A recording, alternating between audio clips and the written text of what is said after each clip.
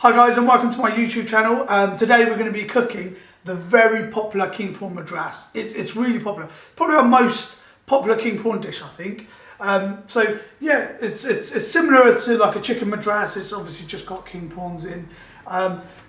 So you need 2 teaspoons of lemon juice, 2 teaspoons of oil, 1 teaspoon of garlic and ginger paste, 2 teaspoons of tomato puree, 2 teaspoons of our desi style spice, which is just mixed powder. 2 Bangladeshi U5 King Prawns, and I'll show you how to cut them up.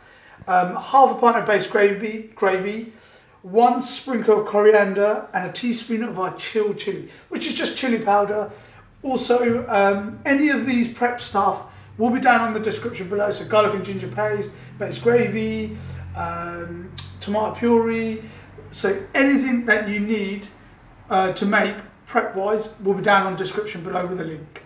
So guys, we're ready to start our curry. We've got the king prawn here.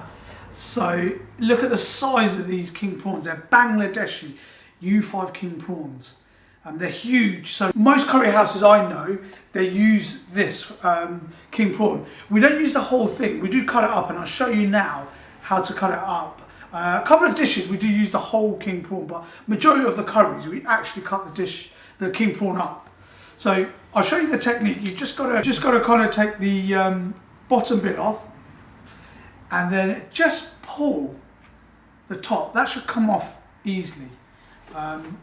Same again with the other prawn. Just take the bottom bit off, so you're left with like a little bit here, and then it should just pop off.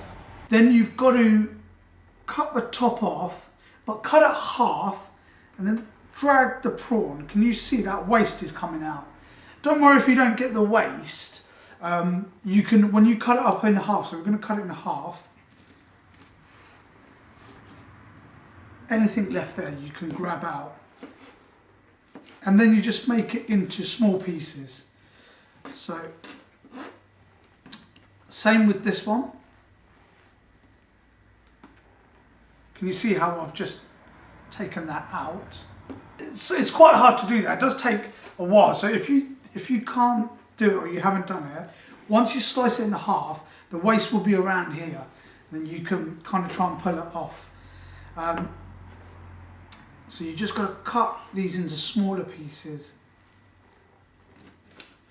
On average, you should get about, from 2 prawns, at least 10 pieces. I think there's about 12 here. Depends on the size of the prawns. They do vary. So we're ready with the prawns. So we've got our oil. We're going to add garlic and ginger paste. I've got to put 1 teaspoon. One thing I did forget actually, I forgot to put salt. Now I don't normally add salt because a lot of the prep stuff has got salt, like the chicken or the lamb, but the prawn has got no added salt. So all prawn dishes I do tend to add a little bit more salt. Okay, so that's sizzling out nicely. So it's gone a bit goldeny now. So we're just going to add some tomato puree to this now. That's sizzling really, really nicely now. Sizzling.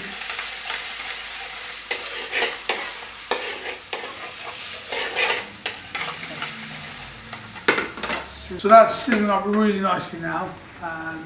And we've got our desi style mixed powder, about 2 teaspoons.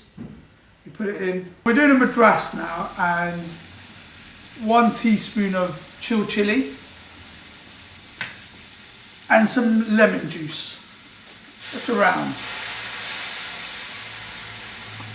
So with king prawns, you've got to be really, really careful because you can't let it cook too much. It's not like chicken and lamb where you can leave it cooking for as long as you kind of want, really. But king prawn would just go very rubbery. So you don't want it to give it too much, but you don't want to give it too less, otherwise you're going to get food poisoning because it's raw prawns. So you've got to be very, very careful with the king prawns. You've got to really keep your eye on it. Got to put, to add a little bit of salt, just very, very small amount of salt. As I said, the pre-cooked chicken and the pre-cooked lamb have already got salt. The gravy's got salt, so I don't add any added extra salt with chicken and lamb dishes. But with the king prawn I do, because it's not been pre-cooked. You're ready for your base gravy. Now you want to be very careful, like I said, is with the king prawns, you don't want to overcook it. And you don't want to undercook it. So it's very difficult to try and get it right. Even if your sauce is a bit thin and you think that's a bit thin, get it out quicker. Otherwise it will get very rubbery. So don't leave it too long, whatever you do. You're going to ruin your whole curry. So make sure you've got a nice thick base gravy as well, because if it's not too thick, then it's going to take a very long time.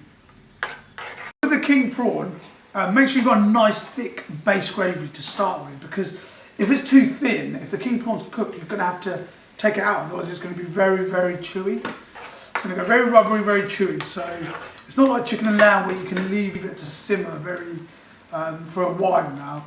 So very careful. Don't undercook it. Don't overcook it. Just got to sort of try it, I think. Try one piece. I would say, I mean, each cooker's different, but I would definitely say, you know, no more than 3 minutes to do this, really. I'd say sort of 3 minutes average, let it cook. But yeah, no more than 3 minutes, I would say. So just going to add a sprinkle of coriander to it and let that cook in nicely. That'll give it a nice fragrance as well. So every now and then, stir it, scrape the sides off so it doesn't get stuck, and make sure you're hitting the bottom, because it'll get stuck at the bottom. So that looks quite thick. My king prawns look very nice. They look quite, you know, like they're quite done. Obviously I've done it for years and got a bit more experience, but yeah, just be very careful. So here we go, guys. That's all ready now.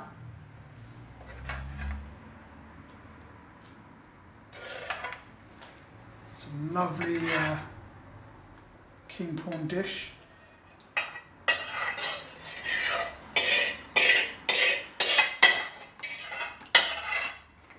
So there we have it, guys, a lovely king prawn madras.